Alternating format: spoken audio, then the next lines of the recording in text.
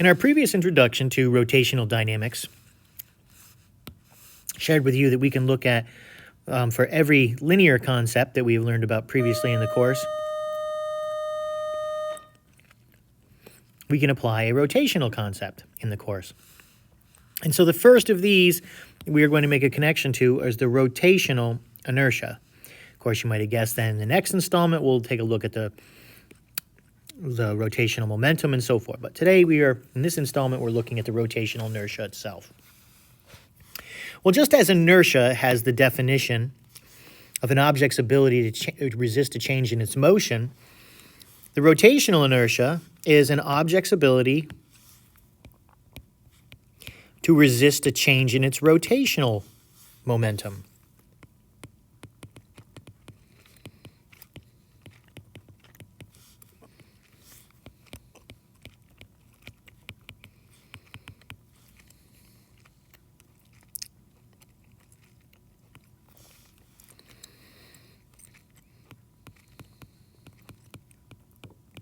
Say rotational or angular momentum.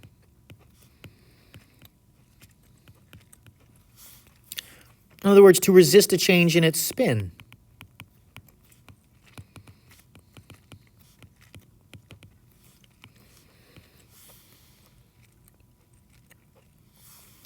In the linear world, we can have a person that's standing on a cart,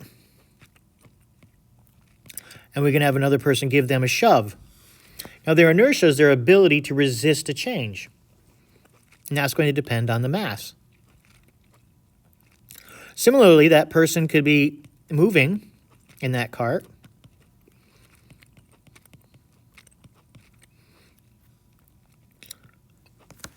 And that ability to resist a change in motion is the same whether we are starting with an initial velocity of 0 or we have some initial velocity equal to some number, let's say x. The inertia is going to be the same because it depends only on the mass. The resistance to changing the motion, whether the v is 0 or the v is some number, is the same, and it depends only on the mass. Well, the same thing is true about something in rotational motion. Let's suppose I have a heavy circular disk, and its initial rotational velocity is 0. I might apply a force on it, a torque, to try and set it in motion. And its ability to resist its change in momentum is its rotational inertia, its moment of inertia. But the part of that that's not so obvious is if the object is in motion and the omega is some number, x, and we're going to apply a torque or a force to it, its ability to resist the change when the initial velocity is 0 is the same as when there is some number and we're trying to slow it down. And I alluded to this in the last installment, that whenever we think of a concept or an example in the linear world and how something behaves, the same is also true in the rotational world. So rotational inertia is an object's ability to resist a change in its rotational or angular momentum. It's resisting a change to its spin. And the formula is generally the moment of inertia depends on the mass of the object and where that mass is.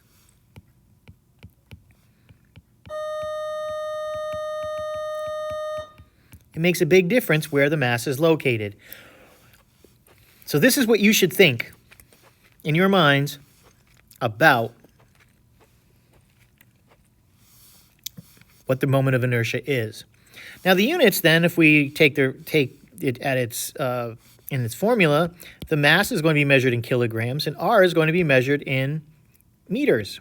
So it's kilogram meters squared. Kilogram meters squared.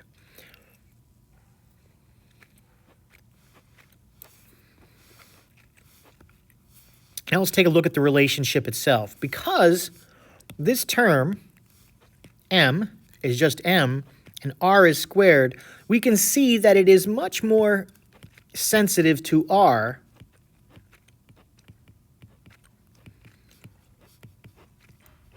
than to m. More sensitive to r than to m. So let's imagine what happens as we increase r. And we'll make a graph of that.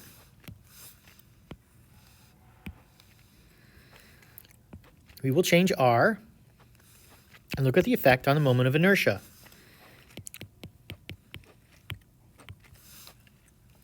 Since we're looking at the effect of changing r on I, that means m is going to be constant. So I equals kr squared. And of course, at this juncture, we recognize that as a parabola. So as r increases, I increases. The rate of change, given by the slope, we can see is increasing at an increasing rate.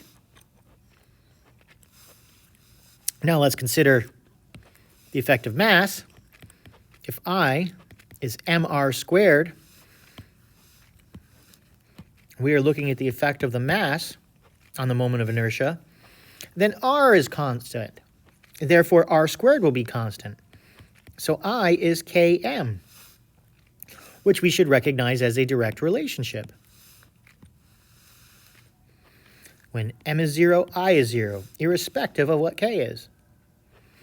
So as m increases, I increases at a constant rate. And it's much more sensitive to r than it is to m. If we start out with the value of r, change the color, start out with the value of r, it will produce this inertia. But if we double r,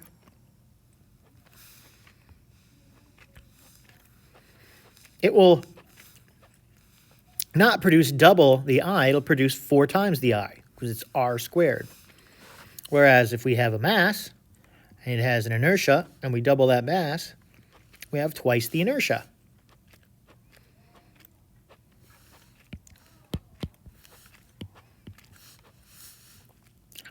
And of course, this is the same type of behavior we see with kinetic energy or the elastic potential energy of a spring.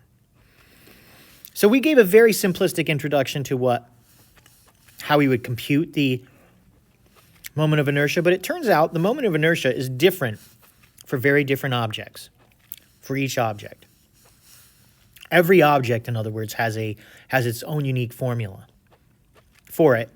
And where these formulas come from is calculus. And since this is an algebra-based course, you would not be expected to know them or determine them. They would be given, but what you should know is that in all cases, the moment of inertia is proportional to mr squared. And let me show you that. If you look about a hoop, and the hoop will rotate like this, say, in a circle around that axis, then its moment of inertia is mr squared. When we look at a cylinder rotating around an axis, we get mr squared over 2. And the constant of proportionality then is 1/2. So it still is I is proportional to mr squared. When we look at a thin rod about an axis perpendicular to the center, so now you have something spinning like this, we have the formula ml squared. Well, what is L? But it's related to this distance r that the mass is distributed. So even though it's ml squared over 2, it is really a function of r. So we have an mr squared again. When it comes to a sphere, mr squared, n2/5, another constant of proportionality. A hoop about a diameter. So it is going to spin like this. And we have mr squared over 2, which, interestingly, is the formula for another, which is this cylinder. Axis about the cylinder. And there doesn't seem to be any really clear reason why they would be the same. It's obvious. But again, it's mr squared.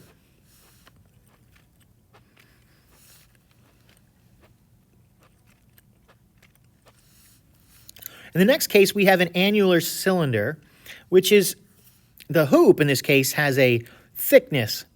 It's very small. It's thin. But as we make this ring thicker and thicker and thicker, then the mass distribution becomes important. But notice, r squared of 1 plus r squared of 2 is going to still be a function of r squared, mr squared. Solid cylinder around a central diameter.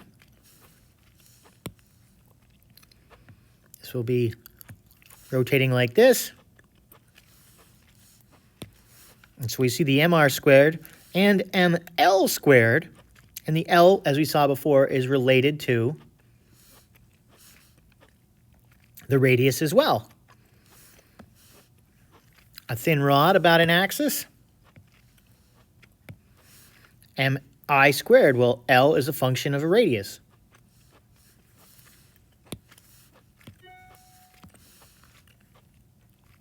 A thin spherical shell about any diameter. So that's going to be spinning like as if the Earth were hollow, a ping pong ball or some such thing. And we see again mr squared. And lastly, we have this slab that will be rotating like this. We have m times a squared plus b squared. Well, a squared plus b squared, you will probably recognize as the hypotenuse. And what is that hypotenuse but a function of the radius? So that is also related to the radius. Now again, every one of these formulas, and there are many more, for every unique shape you could think of, ... there are more and more formulae, but these are 10 most common ones. We can see that the moment of inertia is proportional to mr squared. And again, you will not be asked to remember them. You'll either be given them, or you would find the value of them and work backward through them. But you should remember that they all share this component, that the moment of inertia is proportional to the mass times the r squared, and the moment of inertia is more sensitive to r than it is to mass. And that's this installment.